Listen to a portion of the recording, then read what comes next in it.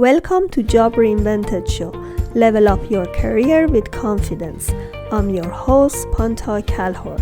Episode 18, How to Get High-Ticket Clients with Facebook and Instagram with Michelle Bridger, Facebook and Instagram strategist.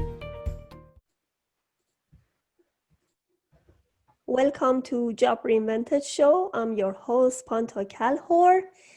Many entrepreneurs have some issues finding their high-ticket clients, and Facebook and Instagram are two powerful tools that can help them. But still, they need to learn and have some training about these tools. Today, we have Michelle Bridger. She utilizes Facebook's and Instagram ads to help high-ticket business owners achieve rapid growth. Clients come to her when they have a successful funnel, but they are stuck on how to scale further. Welcome to our show, Michelle. Thank you so much for coming. So glad to be here. I love talking about Facebook and Instagram ads. Yes. So how long have you been doing this? I've been doing Facebook and Instagram ads for 7 years. Wow. So I have a full agency behind me, and we're just really able to bring exceptional and fast growth. That's what makes it extra fun, is that the growth can be really fast and rapid. So great. So first of all, you talk about your business, what you're doing, because I know a lot of entrepreneurs, especially in the beginning of the way, have a lot of question about Facebook ad and Instagram. I know that they have lots of differences. I know they are connected to each other. That's what I do always. When I promote something, I start from Facebook first. But give us some insight about these tools and how they work. okay, very good. So when you're creating a Facebook and Instagram ad, you're going to create it in Ads Manager. So even though you might be running an Instagram ad, Facebook owns Instagram. And so the best thing to do is to use what's called all placements. And so Facebook will go and put your ad out there in different places based on where they think will bring in your lowest cost per lead. And Facebook really does know where your audience is and what would be a best placement. So it's good to give them as much control as possible there. So whenever we run Facebook ads, we're always running Instagram ads as well. So it's better we start from Facebook, right? Not just directly from Instagram. You're using Facebook's platform to create an Instagram ad. Mm-hmm. So let's touch on what boosting is. And so if you were just to promote an Instagram, something on Instagram, or boost something on Facebook, those are a different parameter than actually creating a true ad. So though boosting is an ad, whenever you create an ad, you're giving it the first thing you do is to choose an objective.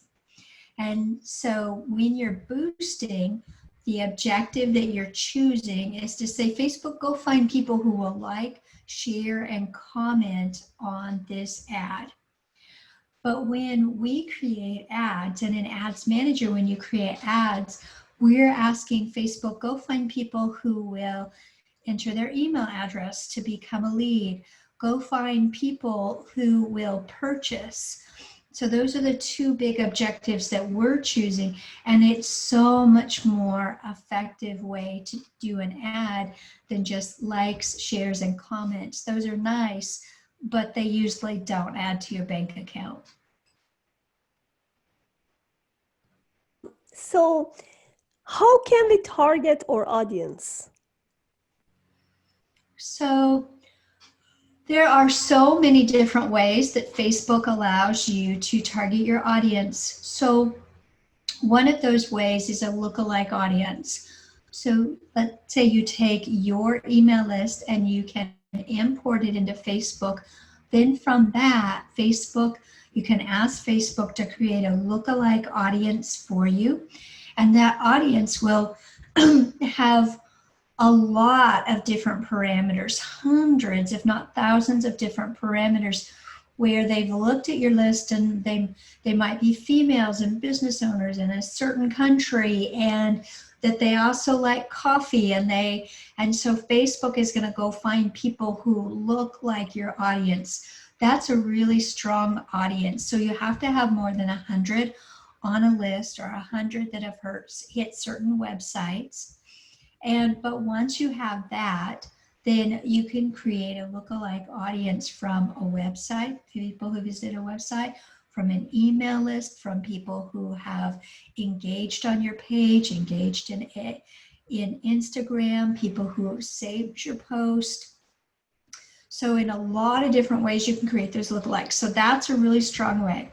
The other way is that you can look for people who have liked a fan page. So let's say that they've liked Oprah Winfrey's fan page, or they've liked Michelle Obama's page, or they've liked so many different things that they could like. Often those are targetable in Facebook, and then you can run your ad to those fans that have liked those pages. Another way is just to choose a broad interest. Let's say people who like tennis, or people who like extreme sports, or people who like running, or people who are gardeners. Those are broad interests, and those can work well too. So those are a number of different ways you can target. Yeah, I know that's not it.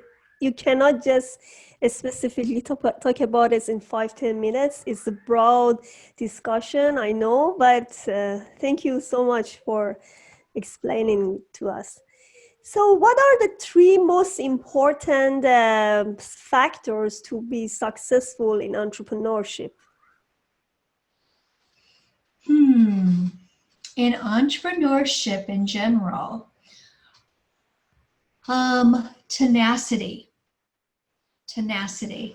to be able to keep swinging at the bat, to be able to just get up and do it again, and get up and do it again, and get up and try again, and not seeing it as a one and done, but just see everything as a test. I'm going to do this mini workshop, I'm going to do this webinar, I'm going to do, and to keep trying different things and not just get stuck on this is the one way, but to see everything as a test. So that's a big one.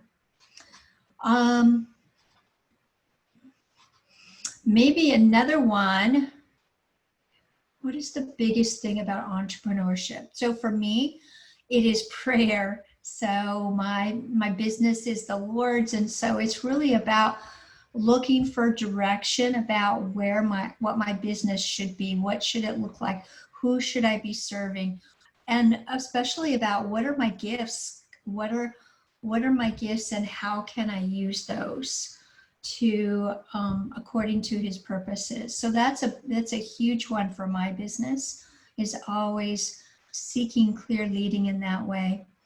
And then finally, the third biggest one is seeing it as overcoming lies that we believe. So, and let's see if I can explain this right. But so often we believe like, oh, we're not deserving, or we're not worthy, or we're not valuable enough, or we're not good enough, or we play the comparison game. And so being willing to, in a sense, step over those lies, or let go of those lies, those limiting beliefs is a good way to say it. Letting go of those limiting beliefs. I know that this is literally a continual journey for me. Though all of my clients, we instruct them to be on video, to create videos for ads for us. On every single campaign, we're running videos.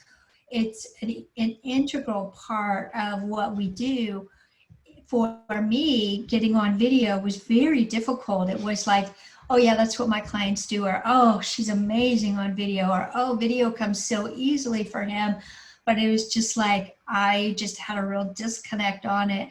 And so as I worked through limiting beliefs that I had about my worth and my value, all of a sudden, like, it wasn't hard to be on video anymore. And so that was a way that really I was able to let go of some limiting beliefs that were really limiting my business.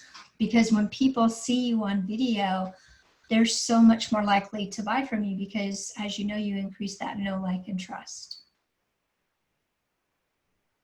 Yes. I actually found something interesting about the Facebook. People interact with video more than images or posts, especially live videos. And what I do always, if you copy and paste from YouTube, because I have YouTube channel, when I copy and paste from, I just give the YouTube channel address. It's just a static page and they have to click it and you don't get too much engagement. But then I realized if I directly upload my video to Facebook, then you can see the motion and is more interactive. That's so interesting for me because I got lots of the same video. I got more views when I just uploaded on Facebook directly. Oh, very good. That is good to know. Yes. So what are the 5 big mistakes? Or let's say you can limit it to 3 to 5 big mistakes that entrepreneurs do, and they usually give up on succeeding in their journey. You know, one of those big mistakes is not having balance. So it's so easy to say, we need to have balance, we need to be present for our family. It's definitely a big mistake that I made when I was first starting out, because you get those first clients coming in. And for me, when we're running these big launches and they have so much pressure on them, it's so easy to lose balance. But they're finding ways to be able to turn off and to get enough sleep. And they don't have to be massive, like your whole world doesn't have to change and you don't have to shut down at 5. I'm not necessarily, but it that would be nice. But even for me in the beginning, I would find myself sleeping 5 to 6 hours per night, where I needed to have much longer regeneration. I need to have a 7-hour night per sleep, in sleep. And so it really took a toll on my health. And so starting right from the beginning, I would advise someone, like, don't just give lip service to it, but really do give yourself balance. Another one is exercise. So being outdoors adds so much balance and so much mental health to us. And so that's another one, is just whether you get exercise indoors or outside. I'm a big outdoors person, but adding exercise to your routine is just so important to mental health. I went through a phase where I got where I would think I would go through a whole day and not, go walk, not get outside. And those really took a toll on me. And I recently took up a challenge. It's called 75 Hard, where for 75 days you have to exercise for 90 minutes a day, not all at once. You can do it, break it up into 2 45-minute chunks. But now going through that, I'm like, oh, I really could add an hour and a half an exercise per day. And I've seen that, oh, it is possible to add that to my day where I thought it wasn't possible, and how much enjoyment that's given me to be outside for most of those times. I'm outside going for walks and things like that. So I would say exercise, and absolutely find ways to be present and find balance. And then the third one is just keep trying. It's just not going to look perfect. It's always going to look messy. It's always going to be exactly the way you want it. But it's just that you just keep trying, you just keep at it, and you just stay flexible and be like, well, that didn't, I got this result, but now I'm going to try this. I did this, and now I'm going to try this. And that's what I see in my own business and in my clients' businesses who are very high six figures or often multiple seven-figure businesses. And what they do well is just be like, hey, it's a test. Let's try this. Let's try that. Hey, we haven't done this before. Let's try this. And just that flexibility of, let me try this. Let me try that. And seeing everything as a test and staying really tenacious in that. Especially Facebook and Instagram, they change the algorithm all the time. They do. All right. Do you have any program to recommend to my clients? Yes. So if you're considering doing Facebook ads, or you are already doing Facebook ads, hats off to you. You want my free gift, and you can get that at michellesfreegift.com, michellesfreegift.com.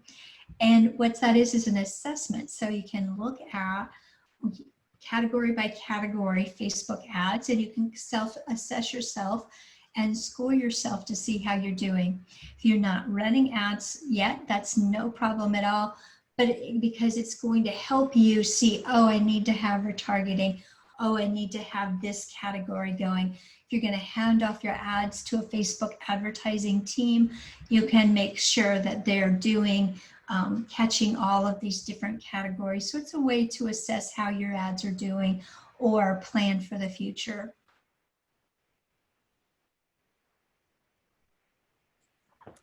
So how funnel and Facebook ads are related? Because you were talking about the funnel. How can you relate these two together? I can. So a funnel, so if you just picture a real life funnel, if you're putting gas in the gas tank or something like that, it has a wide opening, and then people move down through it. It gets thinner and thinner and thinner. So when you have a funnel, let's say you're teaching people how to become good public speakers. So in the top of that, what you're trying to do is get people to enter their email address on the landing page to be able to register for your webinar or your video series, but you're putting people into the top of that funnel. And then some of those people, hopefully a majority of them, will watch the webinar. Then a smaller percentage will see your initiate checkout page. Like they'll be like, oh, how much is it? And then a very small percentage of those people will purchase. And so the funnel takes a great group of people, and then you're moving them down through your sales process. And then it becomes a numbers game. And so the more people you put in the top that register for your webinar, the more likely you are to have sales come out at the end. And that's called a funnel. And I think the more you can target and the narrower niche you can have, you may have the more possibility to have the high ticket client. Am I right? Yes. Great. Yes. Thank you so much, Michelle. I really enjoyed talking to you. Another question, or one question left. To whom you don't suggest entrepreneurship? I think that not everyone is cut out for it. And so we can be hard on ourselves if it's just not a fit for you, then I think that you could really be hard on yourself and, oh, I've got to make this work. I got to make it work. But I truly don't feel like everyone is cut out for it. Some people really don't enjoy the hard work of bringing on more and more and more clients, or some of the other processes are for it. And that's fine. I also think that there may be a season for it. So it might be not the season for it for a young mother, or but once her kids are grown, it might be a great season for her to start an e-commerce business or to learn something, or so there's just all kinds of, it doesn't have to be that way, but what I'm saying is that there's different seasons in our lives.